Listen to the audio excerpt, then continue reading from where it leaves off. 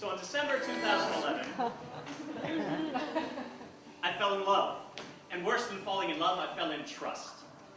This girl earned my trust by looking at me and very bravely and honestly saying that she wasn't in a place to date and I was just going to get hurt. And I looked her right in the eye and I said, it's no problem. What we have is worth it. You won't hurt me. So guess what? She wasn't in a place to date and I totally got hurt. But with this girl, I had allowed myself to feel hope that I wouldn't spend the rest of my life alone eating overcooked pasta dinners on the kitchen sink. Because ever since I was a little boy, I always believed I would be alone. I don't know why I believed this, I just did. It didn't matter why. And I was terrified of giving up this belief, right? Of letting anybody in, of being part of something beyond myself, because that would mean letting others see me, and that would mean having to accept myself and really know myself, which is totally icky. So anyway, this girl had given me hope.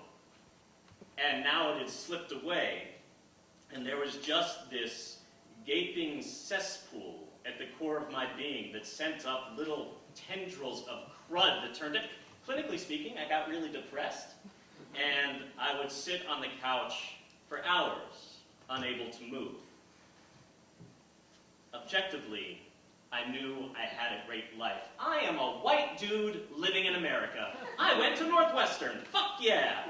I have a great apartment overlooking Silver Lake Reservoir. I have friends who care about me, and suddenly, that was all shit. My apartment was stupid, the reservoir was hideous, and my friends don't know me, man!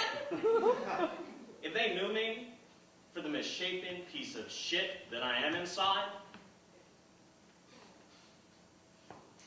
a slovenly chronic masturbator who had his first orgasm at the age of 12 while feverishly humping his polyester pale blue baby blanket after reading a hyper-sex science fiction novel about rapey space pirates. At the age of 28, I broke up with the beautiful girl I moved to Los Angeles with and turned to Craigslist to find a string of shitty sexual encounters, which of course only made everything worse. I hated my objectively great life, and I hated myself for hating it. It was fucking pathetic. So something needed to change, and I tried therapy, which was really good at showing me exactly how sad I was. And I tried to drink heavily, which I realized I don't actually like being drunk. So at the end of my rope, I, somebody who was a really good dungeon master at Dungeons & Dragons and had never done a drug more powerful than half a puff of weed, booked a trip to Peru to participate in a 2-week ayahuasca retreat. Some of you know about ayahuasca. For those of you who don't, ayahuasca is this ancient plant-based medicine that's been used in the Amazon for thousands of years to cure everything from depression to digestive disorders. Some people even claim that it can cure cancer. It's a disgusting brown tea that tastes like compost, and it does two main things. The first is it knocks out your prefrontal cortex, and that allows all of your repressed traumas to just come right up to the surface. The second is that it contains DMT, which is one of the world's most potent hallucinogens. So that allows you to re-experience all of your bubbling traumas in really vivid, visceral detail. And also it makes you puke a lot, like for hours. It's gross, but on the upside, according to some people, it could be like 20 years of therapy in 6 hours. So clearly we must go to Peru to try this. The first ceremony happened the very first night I got to Peru. 20 of us had come from all over the world to take part. And some, like me, had no experience. Others had drank ayahuasca before. They were ayahuasqueros. So in the few hours we had before the first ceremony, those of us with no experience sought advice. "Oh, you'll be fine," said the ayahuasqueros. "And don't worry about the puking, it's really not a big deal. Oh, and if at some point you feel like you're dying, go there. That's where the learning happens." Well, so at 9 p.m. we all gathered in the temple, and one by one, we all walked up to the shaman, and in this flickering candlelight, kneel in front of him. He pours some ayahuasca into a cup, and we drink one at a time, and then we just go back to our seats and breathe. And wait, in the dark. After 45 minutes, I hear someone start puking on the other side of the room. Bile hitting a bucket, just more and more puking. And weirdly, I'm getting excited because this is how transformation happens. This is how you find yourself and you confront your fears. And I wanted to throw up, and I waited, and then I started to feel warm and kind of tingly. and nauseous, and it's going to happen, and on the verge of revelation, there is a whisper in my head, "Are you ready?" No! That word shot out of my subconscious like a torpedo. And the warm feeling goes away, and I spend the next 5 hours sitting in the dark. And the next day, everyone was glowing. Somehow, these people from all over the world had, through whatever had happened to them during that ceremony, become a community, a tribe. But not me. Of course it didn't work for me. I'm the alone guy. I'm the baby blanket humper. I'm the Craigslist fucker. I'm not ready for transformation. I'm alone, even in Peru. And God damn it, I was better than that. Okay? I wanted to be better than that. I had to let this nasty tea do its business. I had to trust. So that night at the second ceremony, I kneel across from the shaman. He looks into my eyes, he smiles, and he pours like half the bottle of ayahuasca into the cup. Before I drink, I set an intention.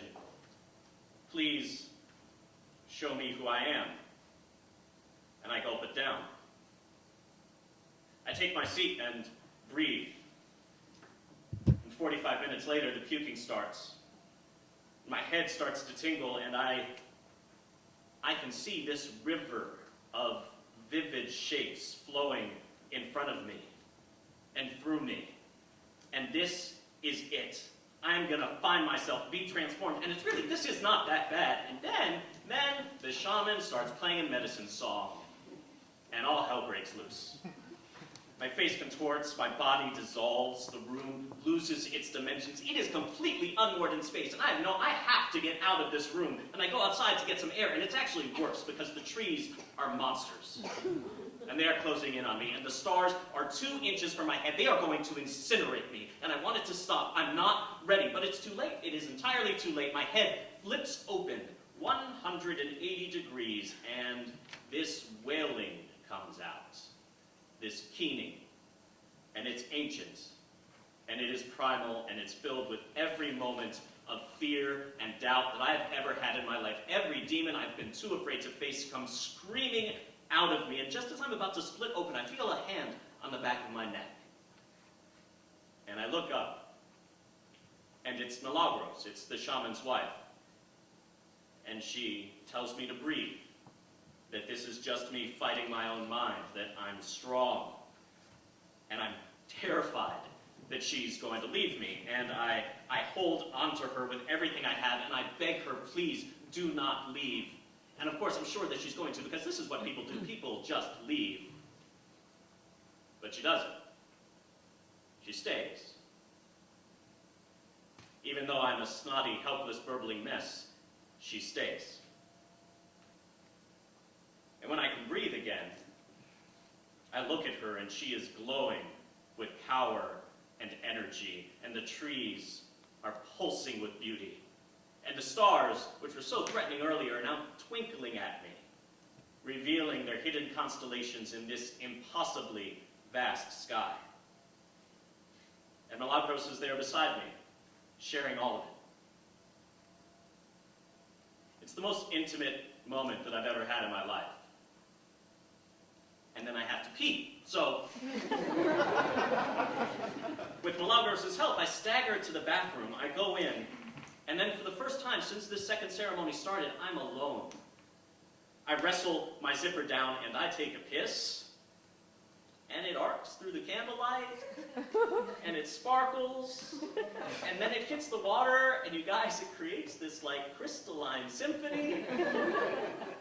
And it's so amazing, and I don't want it to end, ever, but it does. And I'm about to go back to rejoin everybody in the temple when I see that there's a mirror hanging up over the sink, and I have not looked into it yet because I'm on a hallucinogen and I might look like a panda. But I had asked Mother Ayahuasca to show me who I am.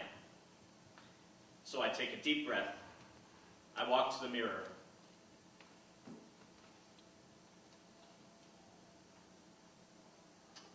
and I see a short, bald, 35-year-old guy with bloodshot eyes and cheeks puffy from crying.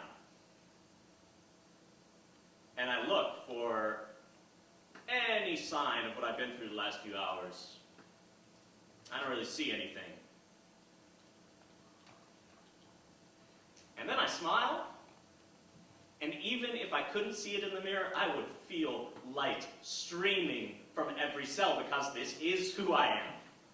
I am a short, bald, 35-year-old guy with bloodshot eyes and tear-stained cheeks who giggles when he pees and has just visited some of the darkest places in his own soul. And I'm flawed, and I'm complex, and I'm deserving, and so is everyone, and it is so simple, I have just never been able to see it.